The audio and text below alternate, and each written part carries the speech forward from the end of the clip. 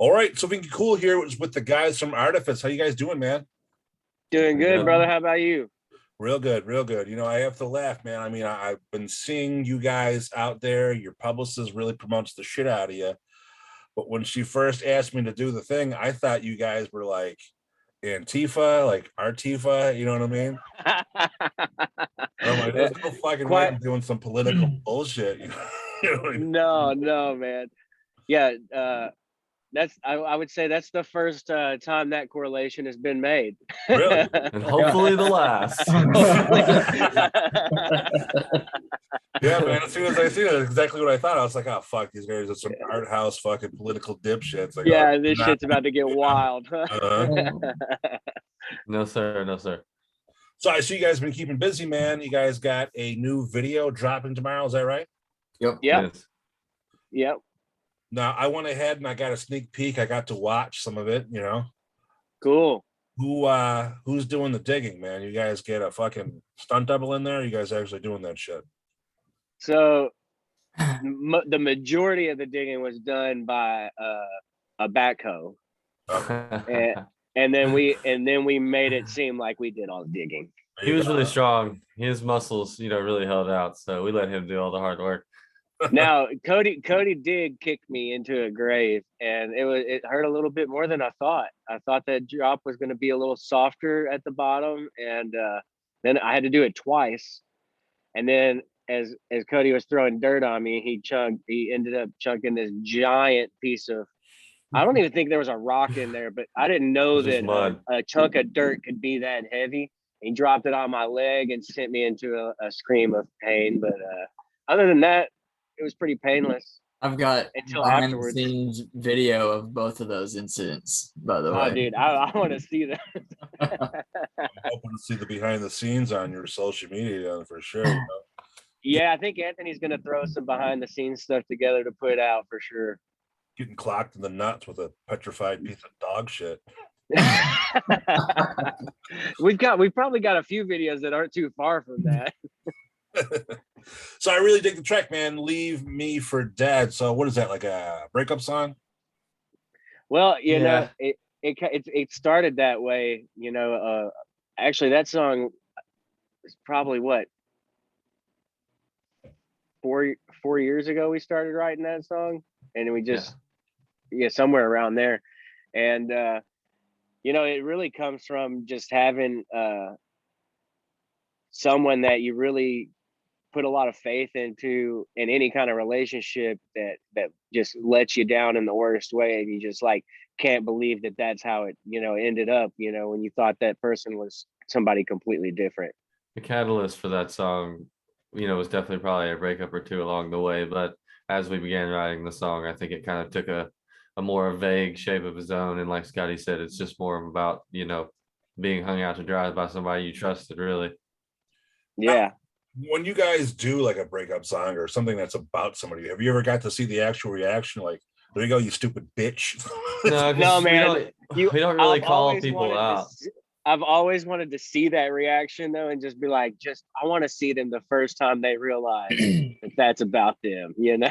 And it's really hard to, do that too, because like, say like for Scotty, every song he's gonna think about a person, and every song Anthony's gonna think about a different person, and vice versa. So there's probably several of those people out there that we would enjoy to see, but we don't ever let them know that it's, I guess, about them. So The only person we've ever let know that a song was about him was Hugo from Tantric. Yeah. And we haven't seen him in years. So yeah, he probably doesn't want to see us. What song did you write about him? Suffocate, our very first single off our first EP, Enemy Inside. Cody and I lived with him for a while, and it was the first thing we did as a band was to go up there and record and write with him and put out some music, and he ended up, for the lack of better terms, screwing us over. And we wrote that song about that experience, and kind of flipped the script on another song on that same cycle that he originally was singing the second verse with me, and we replaced his lyrics and kind of flipped them on him again. But every time we play the song Suffocate live, I make sure to let everybody know that that's who that song's about. And at this point, I know it's gotten to him, but I've never gotten to see his face when he witnessed that, and I've always wanted to. I'd go chase him around, man, figure out where he's at. Go to one of play in a boombox like you're fucking John Cusack. Yeah, just holding it up above your head. Yeah. You know, I always wondered about that shit. You know, like I think about the All American Reject song, "Gives You Hell." Yeah. The look on that girl's face. You know what I mean? Like, because especially it's a popular song, so she got to hear that shit like quite a bit Everywhere she goes. Yeah. There's a song on our new record that hasn't come out yet that I think is kind of along those same lines too. It's called "Wannabe," and I don't know that it's about one specific person, but it's definitely about a group of people, and they'll probably never understand it's about them. But I wish so badly that I could witness the first time that they get to see it. You know what you need to do is you need to make a fake account on your social media and just leak out like, this is about you, cocksucker. Oh, I totally should be like, hey man, I like saw your this, tactics, man. You seem to have thought about this. You've done this before. Yeah, you know, you definitely want to get the point across, but you don't want to look like the asshole yourself. So you gotta, you know. No doubt. So, you know, speaking about your early stuff, I was reading your bio and things like that. It seems you guys got ripped off when you first started trying to make your album. Is that right? Yeah, that's the Hugo situation he was just alluding to. Long story short, we had never even played a show as a band. Even Are you talking really about at the early, or are you talking about this new record? He's talking about from our bio. That would be the Oh, Hugo okay, shit. yeah. We went to record a record with him, the singer of Tantric, and you know, we were fresh and just started the band and paid him. I want to say it was like $15,000-$16,000 plus, you know, all kinds of other personal effects that we gave away to make that happen, and Basically all of our life savings. yeah, my dad I think donated some money to it, like $50,000 or something. Anyway, he didn't record the album. Instead, he turned all of our cash into cocaine and decided to put that up his nose instead. And we didn't get an album or anything. Ended up just living at his house and, you know, bugging the guy trying to finish it until we finally just moved out. And yeah, at some point we were in his basement making the records ourselves. And it's like, we didn't pay to come here and make this record ourselves. We paid this guy, you know, Right. to help us, you know, get this going. And that's when we figured it was time to bounce on that situation. So when it first started going down, did you guys think it was one big party? This dude's just constantly lipping out fucking 8 balls and be like, "Here you guys go. Here's a couple lines." Oh, dude, yeah. I mean, we didn't that's know how at first. You know, he hooked us in, you know, with all the like partying and all the, like, you know, everywhere we went, like we got treated with VIP, and, you know, he'd take us to hang out with the guys from Alter Bridge. I mean, I can, you know, it was for us, like, that was the first thing we'd done outside of our little, like, Northwest Tennessee I was region. 18 So and like 3 you know, months we're out just of high school at the time, you know, and I walked into this guy's house. He's got like a nice new Hummer, a Chrysler 300, a couple motorcycles sitting in the driveway. There's like platinum records and shit on the wall. And he's like fake calling Nikki Sixx in front of me, pretending like he's friends with Nikki Sixx. And like, I don't know, you know, I don't know what to think about that. I just gotten out of high school, was just trying to chase a dream, and he took advantage of us all, stole our money, and spent it on drugs. That's fucked up, man. At least you guys got a couple lines out of the deal, though. You know what I mean? Sure, yeah. At least it made a good song, doubt. right? Yeah. You guys are thinking that's the rock star life, man. You know, this motherfucker is just partying on your dime. What an asshole. Yeah. Well, and really, like, you know, nothing, you know, we're never going to see that back, you know, but it was definitely like the most expensive lesson that I think that we could have learned at that time was be careful who you trust in the industry, you know, because sometimes people are really good at talking, and people are really good at, you know, making things seem like they're going to be something else. And then next thing you know, like, they don't give a shit about what's been happening with you. They don't give a shit how it's going to end up for you, you know. So you got to really watch your back in this industry and make sure like the people on your team are the people that you can go to for anything, that's going to have your back no matter what, because that's hands down the most important thing. If you can't trust who you're working with, I think that's in any business, you know, you can't trust who you're working with, then you know, it's destined to fail. Well, congratulations to you guys for keeping on pushing on, man. A lot of bands would have folded over something like that, you know. That's a big lose, you know. I mean, especially when you're first starting out. that was just the first chapter of bull crappery that we've been through. How much time you got? We can go all night. Surprised you Yeah, guys no, we're ain't writing. we're pretty country. stubborn in that. We're pretty stubborn in that fact. We don't like to give up. I think, and that's what's gotten us to where we're at this point, and hopefully keeps getting us further. Is we're too stubborn, and we've all made up our minds like this is who we want to be. Good for you, man. That's a good attitude to have. A lot of people, like I said, would just said fuck it. Got all Sure. started working at Walmart and shit. No doubt. Yeah, I'm good on that. I could have been famous, you motherfucker, as you're bagging up the groceries and shit, Right. Yeah. So you guys got a new label and everything's moving on. So it seems to be things are going a lot smoother for you then. Yeah, absolutely, man. We got with Imagine Records, and it's been really good so far. And we're hoping that it just continues to build and grow. So did you guys get signed with them pre-lockdown? No, It was actually, we actually began like discussing with them before lockdown. I want to say we briefly had a conversation with them like a year or two ago, and for whatever reason, things weren't lining up right, and we kind of went our separate ways. And then during COVID, right, we were reconnected with these guys and started talking again, and it seemed like the pieces were where they needed to be. So it just worked out. Yeah, we'd talked to a couple other labels like through COVID, and one thing I guess we kind of learned about ourselves is that we stick to our guns, and they tried to pull some fugazery over us at the time, and we're not gonna waste our time signing with anybody just to get a record deal anymore. You know what I mean? And so we really fought for the things that we wanted and the things that we felt like we deserved, and not until we talked to the guys at Imagine did we feel like we had a deal on the table that made sense for both parties. So we're pretty stoked about that. That's good, man. I mean, especially this day and age, you see a lot of bands that you can actually just skip that process. I mean, with everything being digital and whatnot, I mean, Sure. Well, I mean, the record label, in the sense of, I guess the phrase isn't even really what it used to be for the most part.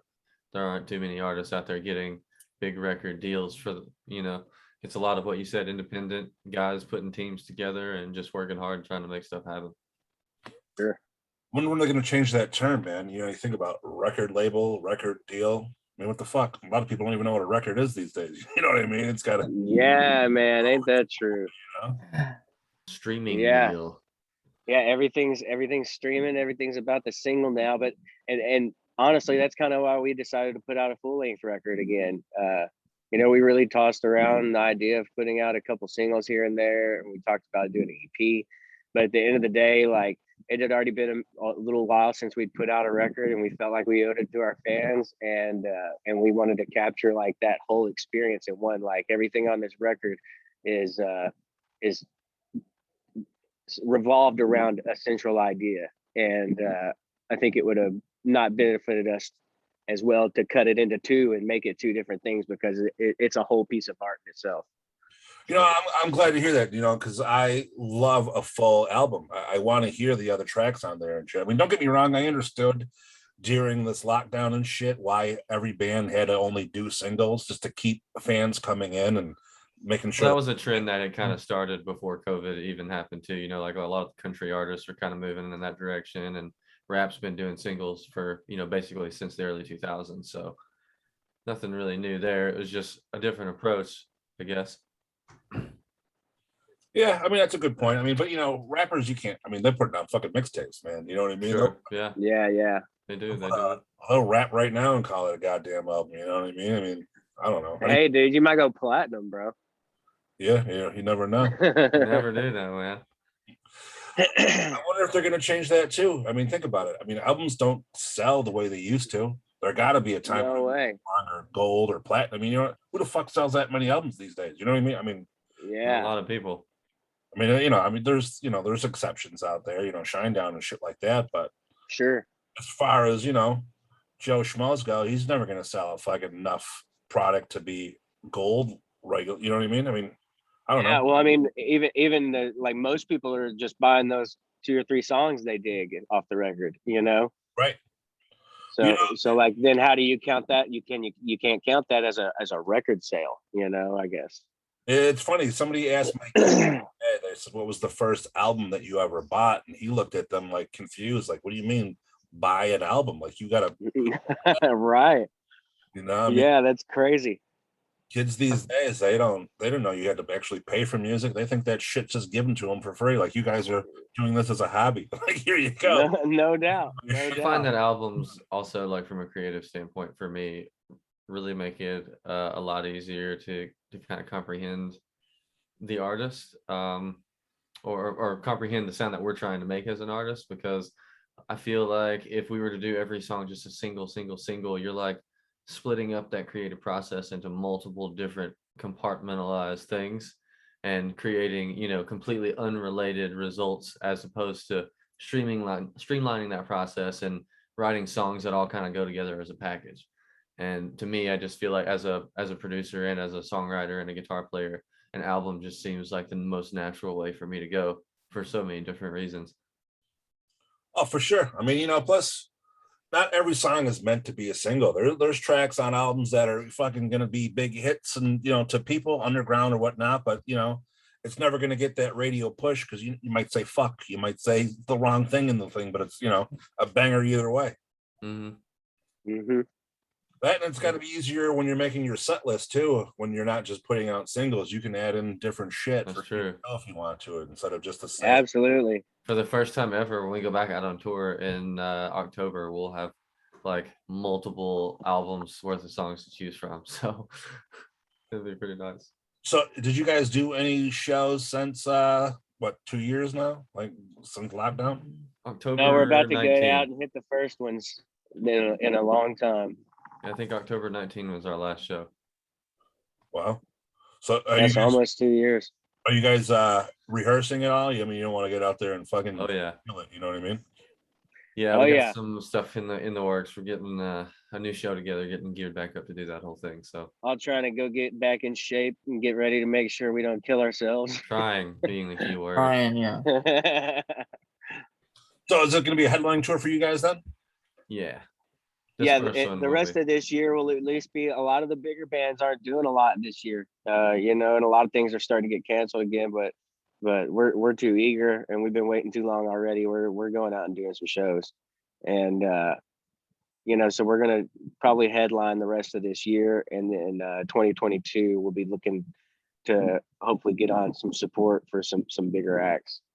Sweet, man. Yeah, it's a tough year all the way around. I mean, you see all these bands that are going out, they're all getting fucking COVID, man. I mean, Chad played the one show, Mudvayne's first show in 20 years, some shit like that. Dude plays, he gets fucking COVID. You know what I mean? Yeah, man. It's nuts. Yeah, we're hoping we don't have to deal with that. We're just gonna cross our fingers and hope for the best, and hope that we can just make it through the rest of the tour without having to deal with any of that, because we definitely don't want to miss out on any more shows. Not only missing out on shows, but fuck, man, think about the money. Shows ain't free. Oh yeah. You know what I mean? Well, yeah.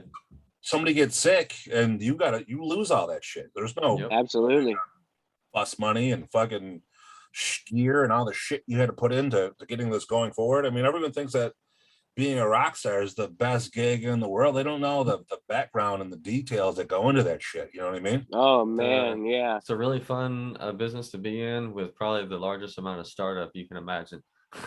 Oh yeah, I mean, tours definitely cost money. That, and it may be fun going out there and playing and doing all that shit, but they don't know what the rest of the day looks like. You're on a fucking bus, Yeah. you're in a van, you know what I mean? You wake up, get to a venue. Hopefully they got a fucking shower in there so you could wash your ass off, see what kind of shit they're gonna throw you for catering, or hopefully usually Little Caesars dog shit. And lots of Little Caesars hot and ready. There you go. You know what I mean? Yeah, it's absolutely down. So with that being said, though, I mean, you definitely got to start making those dates happen, or at least book them, because there's a million bands out there. There's only so many venues. You know what I mean? I mean, even where I'm at, last Friday there was like fucking 5 big shows. There were the Dead Daisies played, Butcher Babies, Vanilla Ice, a couple of small. Nice. You know what I mean? On that same bill, or dude, all at separate venues that are around. Oh, okay. I was about to say that sounds like a wild show. Yeah, damn. But I'm just saying, it's hard to, as a fan, you know. I mean, I don't know what people did during this time.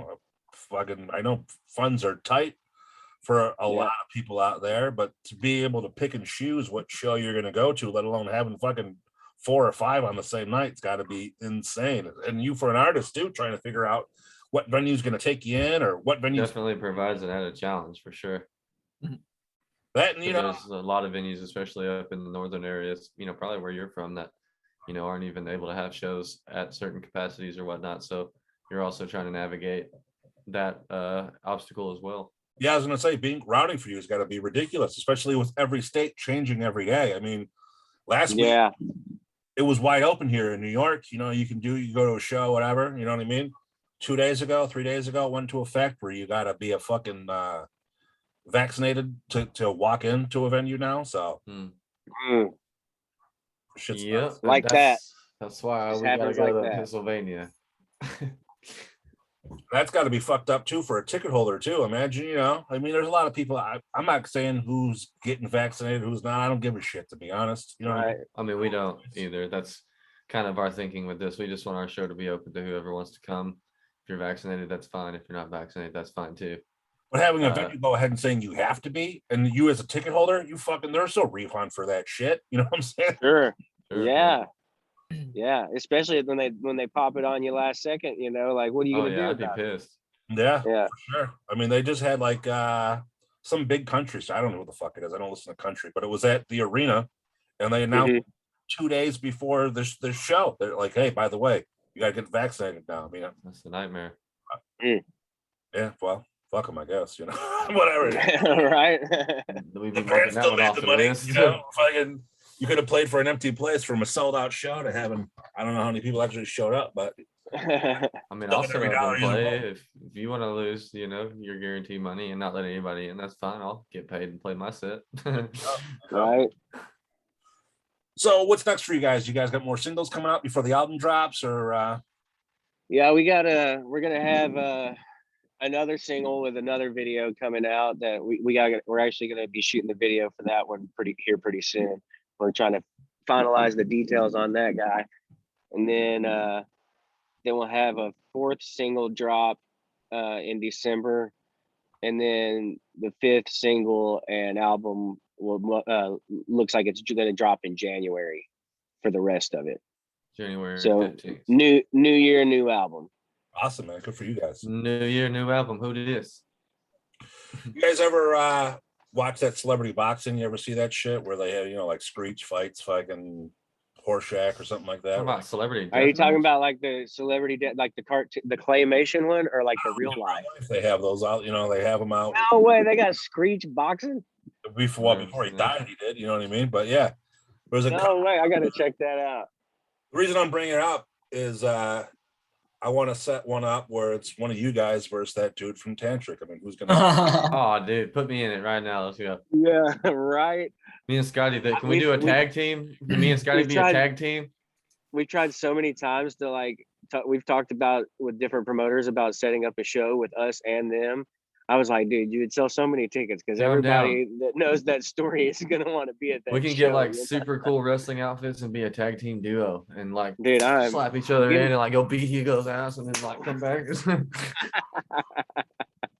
I mean, I think of it this way: that would be an amazing bill. If 2 of you guys on there, you're both going to try to outperform each other, but each night one of you guys fights a different member of the band just to keep it interesting, like in the middle of the shit. You know what I mean? I love it. I love it. Every show for sure. You know, like, why does everybody on this tour have a black eye? That's, you know, that the match would have to be first before you guys went on, because that decides who gets the headlining slot that night. You might be onto something here, man. Yeah, for sure. You know, they got like pay ticket prices for like 2 events in one night, like the boxing match and the concert. You guys got his phone number still? I'd probably get it if I wanted it. Let's get him on the line right now and let's set this fucking shit up. Good Lord. It's gonna be a publicity nightmare. You know? Yeah, right. Shauna's gonna call us and be like, what did you guys do? What if you guys agreed to? Let's put a fucking tantric fight up. Whatever, man. You guys do your thing. You guys call them out. That's enough for now. I'm sure at one point you'll get yours. We're honestly kind of like so past it at this point. I mean, like, it You is weren't what until it is, today. but Now I'm gonna fucking Yeah. what's that? I said you weren't until today. I I'm gonna start that beef back up. I mean, I guess so. It's gonna happen. The day the beef got reignited. Are you kidding me? As soon as I end this interview, I'm gonna go look up whoever represents Tantric and set up an and say, "What the fuck, man? What the fuck, dude? These dudes seemed all right. There's no reason to sniff up all their cash. Right? Gotta fight one of them. What the fuck?" This is where I do my Hugo impersonation. I tell you exactly what he would say to that. Why are you guys doing this to me? What did I do to deserve this? Well, for $18,000, I'd say that's probably half a brick right there. That's what he did. To Yeah. That's a couple of bricks, my friend. A couple. All right, guys, people are watching this. They want to follow up. They want to check out the video. They want to get some of those tickets. They want to go on your social media and say, fuck Tantric. Where do they go? What do they do for everything? Artifice.com, Facebook, Instagram, TikTok, Amazon Music, Apple Music, Spotify, anywhere you can find bands, YouTube, we're there. Check us out. Just search ARTIFAS. There we go. Yep. .com. We got our merch store on there. We'll be having tour dates on there. And we got Anthony on there. Awesome, man. Partially nude. Hopefully nobody is illiterate there and types in the N for an R and you get a bunch of bullshit going on. I mean, Yeah, you no might, doubt. but that's going to be an interesting web search. Yeah, there you go. All right, guys. Thank you for your time. Hey, man, thanks for yours. I heard so far. I can't wait to see what's next from you. And hopefully, once them tour dates roll in, you're somewhere around my area. Yeah, Akron, man, we'll Ohio. be back anytime you want to have us, bro. Excellent, man. Thanks, guys. Take care of yourselves. Here, bro. All right, peace.